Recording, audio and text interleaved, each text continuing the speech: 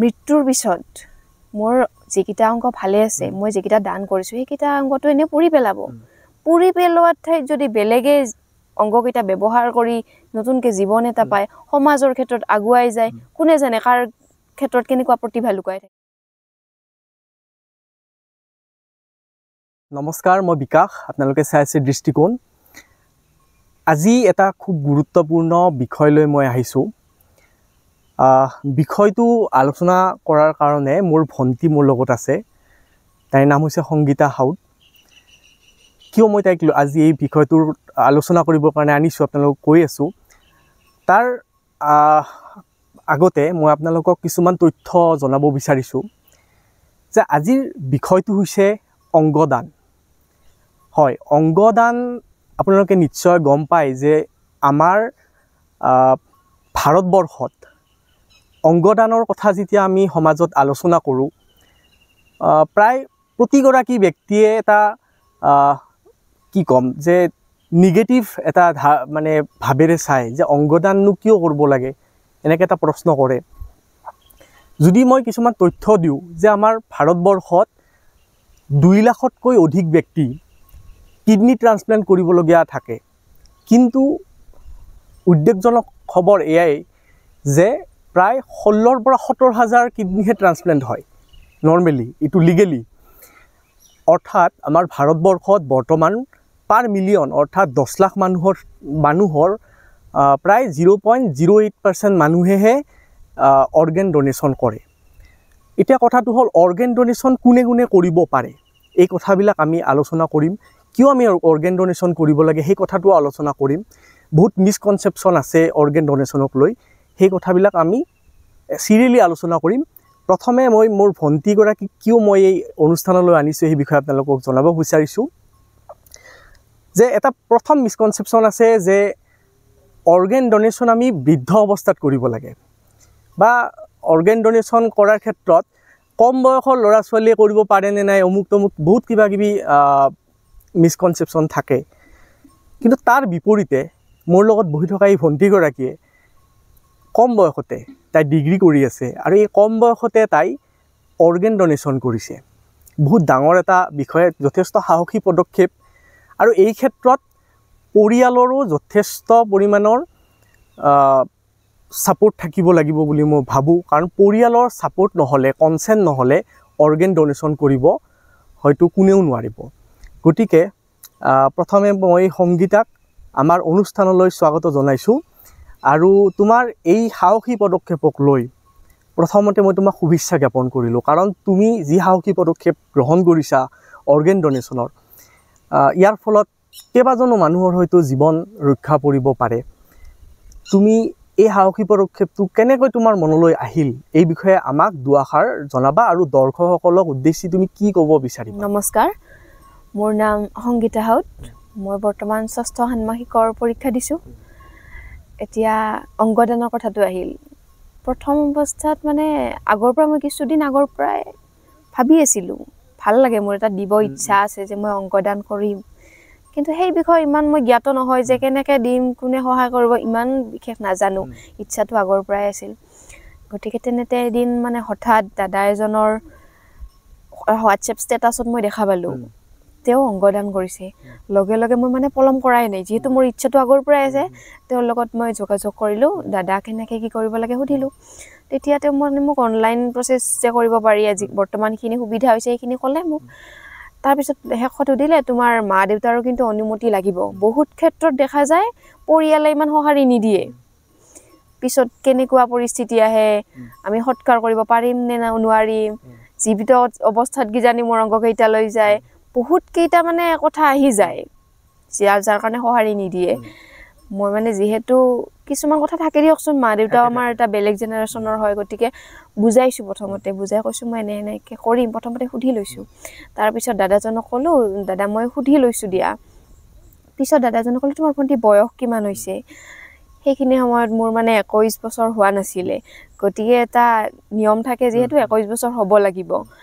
21 বছৰ নোহোৱা কাৰণে মই অংগদান প্ৰক্ৰিয়া তেতিয়া কৰিব নোৱাৰিলোঁ। তেতিয়া ভাবিলোঁ যে মোৰ জন্মদিনৰ দিনা কৰিম, সেইটো এটা কাম কৰিম আৰু এটা নিজৰ ইচ্ছা আছিল কিন্তু জন্মদিনৰ দিনা সেইটো কৰিব নোৱাৰি কাৰণ মই সেইদিনা 21ত ভৰ্তি হ'বহে গতিকে পিছদিনা কৰিম ভাবিলোঁ কিন্তু মোৰ পৰীক্ষা থাকিল নোৱাৰি এতিয়া লাহেকৈ কৰিলোঁ মানে জন্মদিনৰ পিছতে কৰিছোঁ আচ্ছা তোমাৰ মা দেউতাই কি কৈছিল তোমাক যেতিয়া প্ৰথম যেতিয়া কৈছা যে মই অংগদান কৰিম মানে কিবা প্ৰশ্ন কৰিছিলে তোমাক এই বিষয়ে মানে আচৰিত হ'বই দিয়কচোন কাৰণ এনেকুৱা এটা কথা কৈছোঁ হঠাতে লাহেকৈ মোৰ প্ৰতিটো ক্ষেত্ৰত সঁহাৰি জনাই বাৰু কাৰণ বুজাই কওঁ কেনেকুৱা কি বুজাই নক'লেতো অকণমান থাকিবই দমোজা এটা থাকি যায় গতিকে প্ৰথমতে দেউতাক ক'লোঁ দেউতাই সঁহাৰি জনাইছে বুজি পাইছে মাকো ধুনীয়াকৈ ক'লোঁ বুজি পাইছে সেইখিনি মোৰ কাৰণে নিজকে ভাগ্যৱান বুলি ভাবোঁ আৰু এইখিনি ক্ষেত্ৰত যে মোক সহায় কৰিছে কিছুমানে হয়তো নকৰিলে হয় আচলতে প্ৰত্যেকটো পৰিয়ালৰে যদি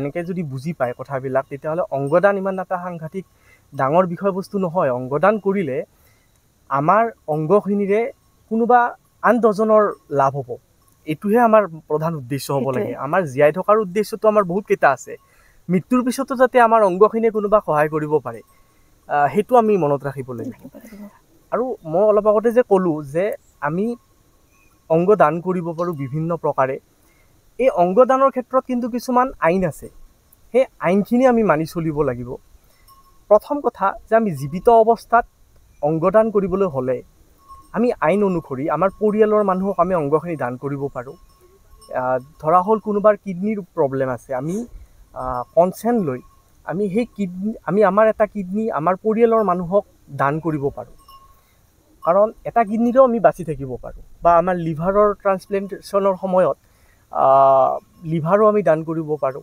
এনেকৈ আমি জীয়াই থকাৰ সময়ত কৰিব পাৰোঁ আৰু যেতিয়া আমাৰ মৃত্যু হোৱাৰ সময়তো দুটা কণ্ডিশ্যন আছে যে যেতিয়া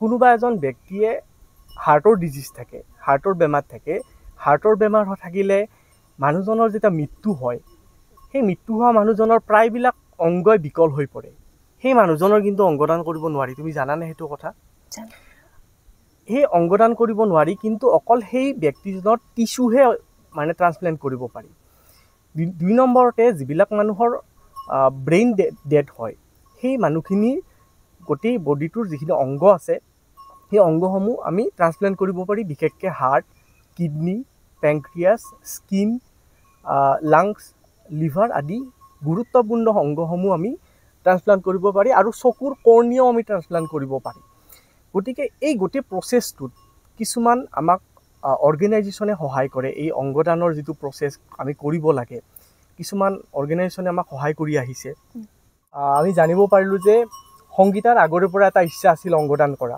আৰু সেই কামটো তাই কৰিলে তুমি কাৰ সহায়ত এই অংগদানটো কৰিছা মই আগত কৈছোঁৱে মোক দাদা এজনে সহায় কৰিছে আৰু সেই দাদাজনে মহান ফাউণ্ডেশ্যন বোলা এটা অৰ্গেনাইজেশ্যন আছে তাৰ জৰিয়তে এইখিনি কাম কৰি দিছে মোক মানে প্ৰচেছটো অনলাইন নে অফলাইন অনলাইন আৰু গোটেই প্ৰচেছটো যদি কোনোবাই কৰিব খোজে অনলাইন কৰিব পাৰে তাৰ পাছত কি কৰিব লাগিব অনলাইন কৰাৰ পিছতে আমি এখন তাতে পেপাৰ পাম উইল বুলিও ক'ব পাৰি সেইখন আমি যিকোনো চৰকাৰী চিকিৎসালয়ত জমা দিলে হৈ গ'ল তাৰপিছত কোনে খবৰ দিব মোৰ যেতিয়া মৃত্যু হ'ব যিহেতু মোৰ লগত এখন কাৰ্ড থাকিব মই এখন কাৰ্ড পাইছোঁৱে সেই কাৰ্ডখন যিহেতু মোৰ লগত থাকিব যিকোনো এজন মানুহে ফোন কৰি দিলে হৈ গ'ল মানে সেই অৰ্গেনাইজেশ্যন বা NGOৰ আণ্ডাৰত যিখিনি ডনাৰ আছে তেওঁলোকৰ খবৰটো সেই চিকিৎসালয়খনে পাই যাব হয় মই যিহেতু চিকিৎসালয়ত দি থৈ দিম খবৰটো সিহঁতত থাকিব নহয় লিষ্ট এখন থাকিব গতিকে জনাই দিলে হ'ল বাকী একো অসুবিধা নহয় অংগদানৰ ক্ষেত্ৰত আৰু কিছুমান কথা আছে যে সমাজখনে কেতিয়াবা মানে কয় যে সমাজৰ মানুহবিলাকৰ কথাটো শুনিছাই কিজানি যে এতিয়া অংগদান কৰিছা অমুক তমুক বহুত কথাই ইমান কম বয়সতে কৰিছা আৰু কিছুমান মিছকনচেপশ্যন আছে যে কম বয়সত কৰিব নালাগে বা বেমাৰৰ কিবা কণ্ডিশ্যন থাকিলেও কৰিব নালাগে বুলি কয় বা কিছুমান মানুহৰ ধৰ্মীয়ভাৱেও কিছুমান এনেকুৱা বাধ্যবাধকতা আহি পৰে যে আমি অংগদান কৰিব ধৰ্মীয়ভাৱেও নালাগে এনেকুৱা বহুত কথা আমাৰ সমাজত থাকে কিন্তু এটা কথা যে আমাৰ পৃথিৱীত বা আমাৰ ভাৰতবৰ্ষত যিমান মানুহৰ মৃত্যু হৈ আছে মাল্টি অৰ্গেন ফেইলৰৰ কাৰণে যিমান মানুহৰ মৃত্যু হৈ আছে সেই মানুহবিলাকে যদি আমাৰ এটা অংগদানৰ কাৰণে যদি বাচিব পাৰে জীয়াই থাকিব পাৰে তেতিয়াহ'লে তাতকৈ আৰু ডাঙৰ মানে প্ৰাপ্তি আমাৰ কাৰণে নহ'ব কাৰণ সংবিধানে আমাক এটা অধিকাৰ দিছে সেয়া হৈছে জীয়াই থকাৰ অধিকাৰ আৰু জীয়াই থকাৰ অধিকাৰটো আমি এনেকৈও সাব্যস্ত কৰিব পাৰোঁ। প্ৰতিগৰাকী মানুহ যাৰ মই অলপ আগতে যে ক'লোঁ যে মাল্টি অৰ্গেন ফেইলৰ, অৰ্থাৎ কিছুমান মানুহৰ এনেকুৱা কিছুমান অৰ্গেন আছে যিবিলাক মানে এবচেণ্ট থাকিলে সি কেইদিনমানৰ কাৰণেহে মানে বাচি থাকিব। গতিকে সেই মানুহজনৰো জীয়াই থকাৰ অধিকাৰ আছে। আৰু সেই অধিকাৰটো কোনে দিব? আমি যিখিনি মানে দায়িত্বশীল ভাৰতীয় আছোঁ তেওঁ সেই মানুহখিনিয়ে দিম। আৰু তুমি হয়তো এটা কথা জানা যে আমাৰ ভাৰতবৰ্ষৰ বাহিৰত যিখিনি ৱেষ্টাৰ্ণ কাউণ্ট্ৰি আছে তাতে প্ৰায় প্ৰতিগৰাকীয়ে অৰ্গেন ডনেশ্যন কৰে, কিন্তু তাৰ বিপৰীতে আমাৰ ভাৰতবৰ্ষত কিন্তু এটা মানে কম সংখ্যা, বেলেগ পৰিৱেশ। কাৰণ 10 লাখ মানুহত যদি 0.08% মানুহে যদি অৰ্গেন ডনেশ্যন কৰি আছে তেনেহ'লে সংখ্যাটো কিমান হ'ব? বহুত মানে বেয়া অৱস্থা এইটো এটা। কিন্তু এটা যদি মই তথ্যমতে কওঁ যে যোৱা 10 বছৰত এই সংখ্যাটো কিন্তু অলপমান বাঢ়িছে।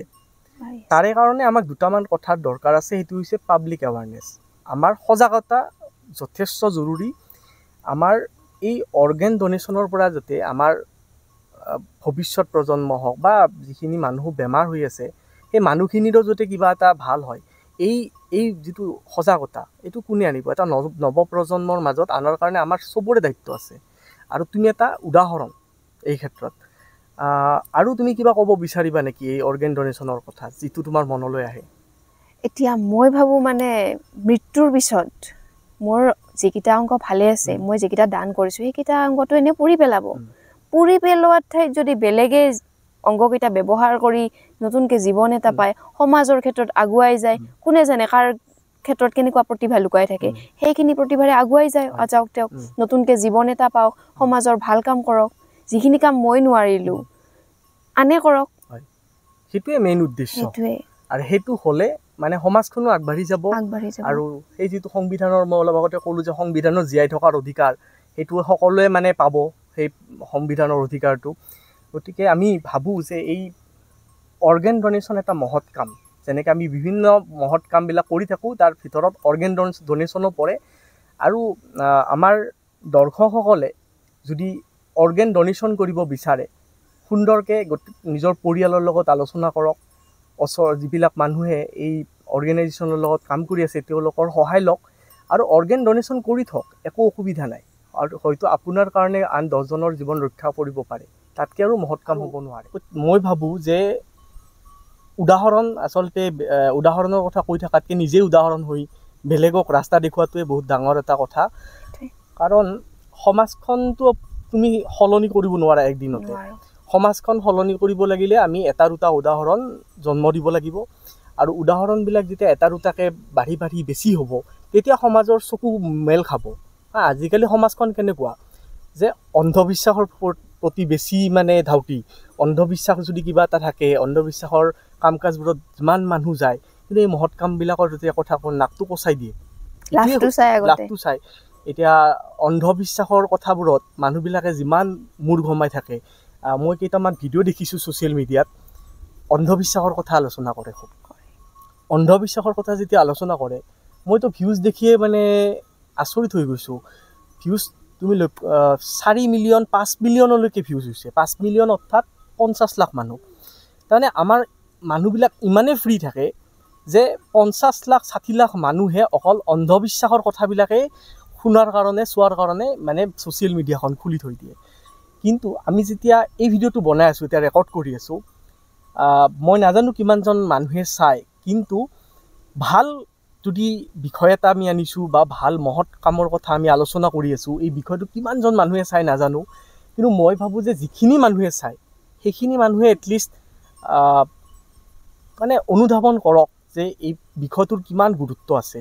আৰু আমাৰ কথা যদি বিশ্বাস নহয়, আপোনালোকে গুগল মাৰি চাব পাৰে। গুগলত আপোনালোকে ডাটাবিলাক পাব যে প্ৰতিদিনে কিডনী ট্ৰান্সপ্লেণ্টৰ অভাৱত 17জনকৈ মানুহ মৰি আছে।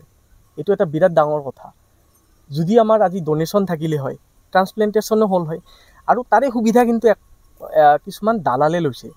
কিছুমান চিকিৎসালয় আছে, কিছুমান দালাল আছে, তেওঁলোকে এই সুবিধাটো লৈছে আৰু কিছুমান মানুহৰ ট্ৰান্সপ্লেণ্টেশ্যনৰ কাৰণে মানে লক্ষ টকা মানে দিবলগীয়া হৈছে। এইটো বহুত ডাঙৰ এটা চক্ৰ এটা আছে আৰু এই চক্ৰটো আচলতে শেষ কেতিয়াও নহয়, কাৰণ সেই বস্তুটো মানে আমিয়ে সুবিধা দিছোঁ, কাৰণ আমি অৰ্গেন ডনেট নকৰোঁ। গতিকে আমাৰ একাংশ মানুহে, আমাৰ সমাজৰে একাংশ মানুহে সেই অংগসমূহক লৈও মানে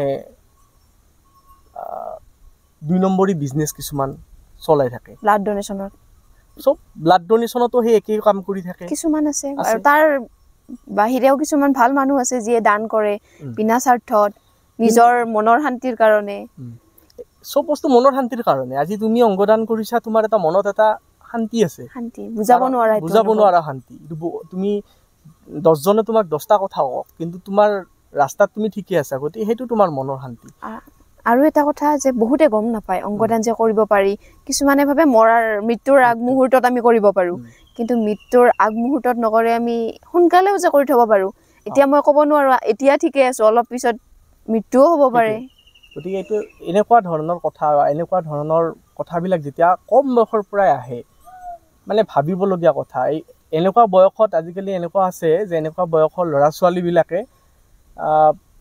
বিভিন্ন কথাত মনোনিৱেশ কৰে, কিন্তু সংগীতাৰ দৰে ছোৱালীয়ে ইমান ধুনীয়া এটা কথাত মনোনিৱেশ কৰিছে আৰু সেই কামটো আচলতে উদাহৰণ হিচাপে তুলি নি আপোনালোকৰ আগত দাঙি ধৰিছে। গতিকে আপোনালোকে এই ছোৱালীজনীৰ যিটো কাম, এই কামক মানে উৎসাহ দিয়ক আৰু যিমান পাৰে ভিডিঅ'টো শ্বেয়াৰ কৰক, আৰু ভিডিঅ'টোৰ পৰা যাতে আন 10জনৰো লাভ হয়, সেই আচলতে কি ক'ম, সেই গোটেই প্ৰক্ৰিয়াটো যাতে সফল হৈ উঠে, এইও যাতে ভৱিষ্যতে আৰু 10জনক মানে উপকৃত কৰিব পাৰে, সেই আগবাঢ়ি যাতে যাব পাৰো, আশীৰ্বাদ কৰক, চবেই যাতে আশীৰ্বাদ কৰক আৰু 10জনক বচাবৰ কাৰণে আপোনালোকে মাৰ বান্ধি থিয় দিয়ক, সেয়ে আমাৰ কামনা।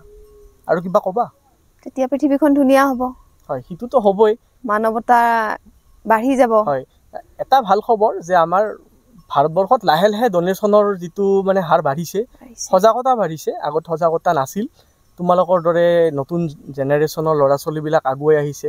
তোমালোকৰ মা দেউতাইও এটা মানে সঁহাৰি দিছে, আৰু বহুতৰ ঘৰত মানে এই সঁহাৰিটো খুব কমেই পোৱা যায়। মা দেউতাকো এই ক্ষেত্ৰত ধন্যবাদ জনাবই লাগিব। আৰু দৰ্শকসকলকো মই জনাব বিচাৰিছোঁ যে আমাৰ এই প্ৰয়াসটোক অলপমান হ'লেও সঁহাৰি দিয়ক, আৰু আপোনালোকে পাৰিলে বেলেগ একো কৰিব নালাগে, ভিডিঅ'টো শ্বেয়াৰ কৰক। আৰু আমাৰ ক'ব লগা, আমাৰ মনৰ যিখিনি কথা আমি বুজাব পাৰিছোঁ নে নাই নাজানো, এই কথাখিনি যাতে আন 10জনেও শুনক, 10জনে বুজিব চেষ্টা কৰক, তাৰে সহায় কৰক আপোনালোকে। ধন্যবাদ।